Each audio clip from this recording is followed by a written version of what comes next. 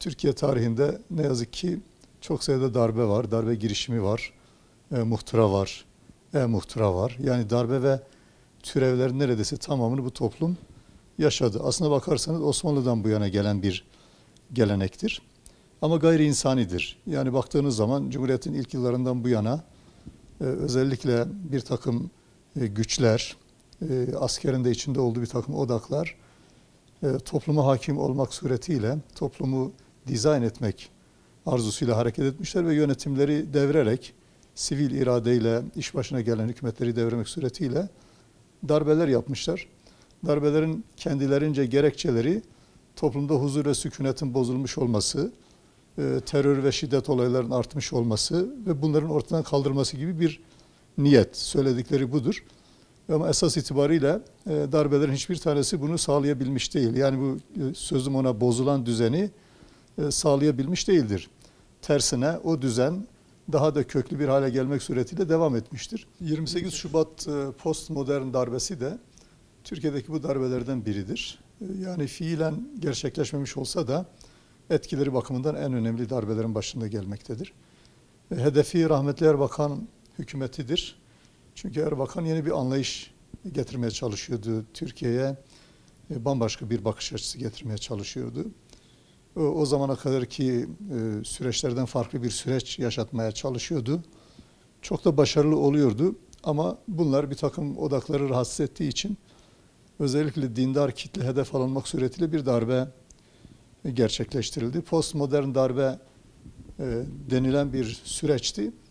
Tabii ki bu darbe özellikle dindarları çok büyük oranda tahrip eden bir darbe oldu. Üniversite öğrencileri özelinde bütün dindarlara yönelik büyük bir tahribat gerçekleştirdi.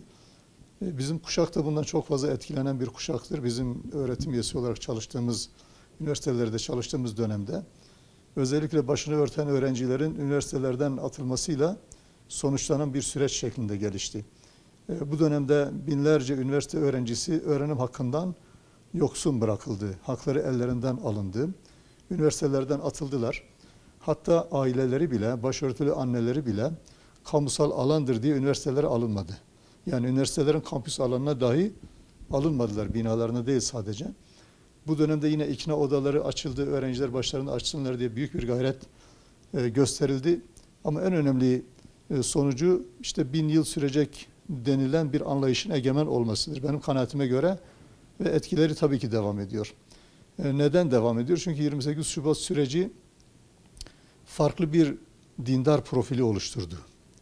Yani o günkü Müslümanlıktan bugünkü Müslümanlığa bambaşka bir anlayış hakim olmaya başladı.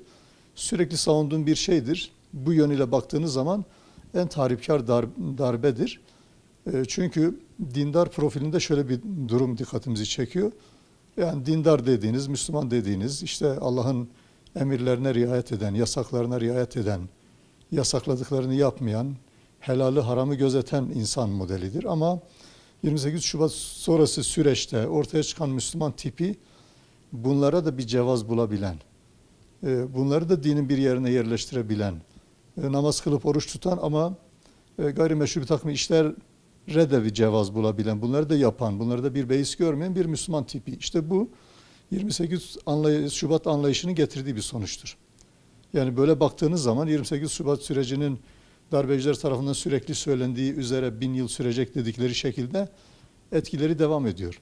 Yani daha fazla önemsiyorum gerçekten maddi etkileri. Evet, insanlar işte üniversitelerinden oldular, bir takım işlerinden olanlar oldu, gelir kaynakları kurutuldu, sermayeye yönelik tehditler oluştu, sermaye bertaraf edildi, belli bir sermaye bertaraf edildi, yeşil sermaye adı altında insanlar kategorize edildi, Anadolu sermayesi yok edilmeye çalışıldı.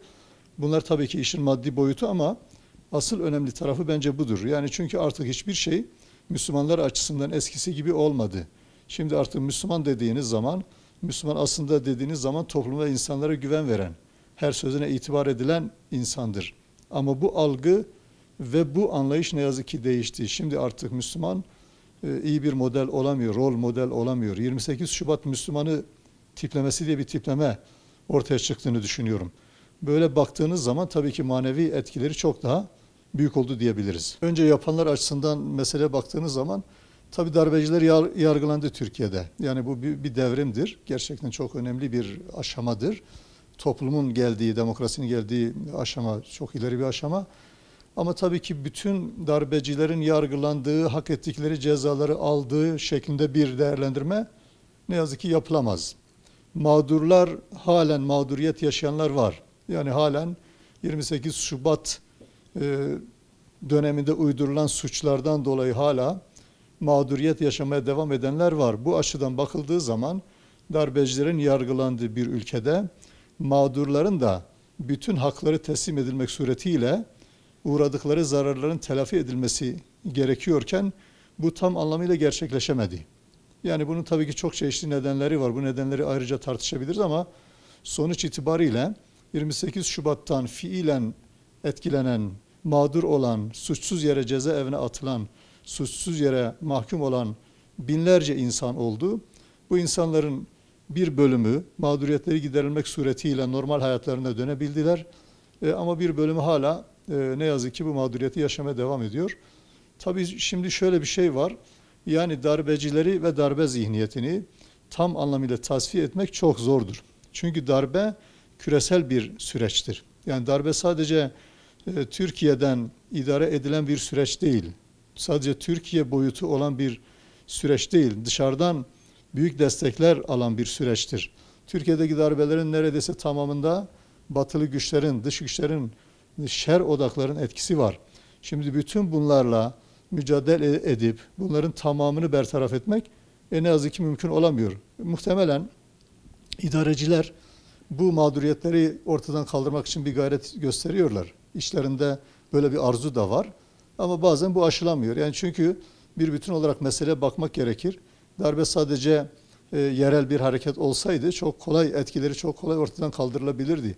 Ama Batılıların özellikle Amerika'nın başını çektiği büyük güçlerin desteklediği süreçler olduğu için onların etkilerini tamamıyla ortadan kaldırmak zordur ve nitekim şu anda bence belli oranda bunu yaşıyoruz. Yani işin kolayına kaçarak işte efendim mağduriyetler yaşanıyor, bunu niye gidermiyorlar gibi bir soru da sorabiliriz ama bence biraz daha geniş baktığınız zaman bunu gerçekten bunun üstesinden gelmek çok zordur. Ben bu meseleye bu şekilde bakıyorum. 28 Şubat sürecinin yıl dönümündeyiz. Ümit ediyoruz Türkiye'de, dünyanın hiçbir yerinde bir daha gayri insani olan bu süreç, darbe süreci yaşanmaz. Ne 28 Şubat, ne 15 Temmuz tarzı darbeler, ne diğer darbeleri andıran darbeler, ne darbe girişimleri, ne muhtıralar. Bunların hiçbiri ümit ediyoruz yaşanmaz. Çünkü dediğim gibi bunlar tabiatı itibariyle gayri insanidir. İnsana dair her şeyi yok eden süreçlerdir. Halbuki insan olmadan dünya olmaz. Böyle bakmak gerekiyor.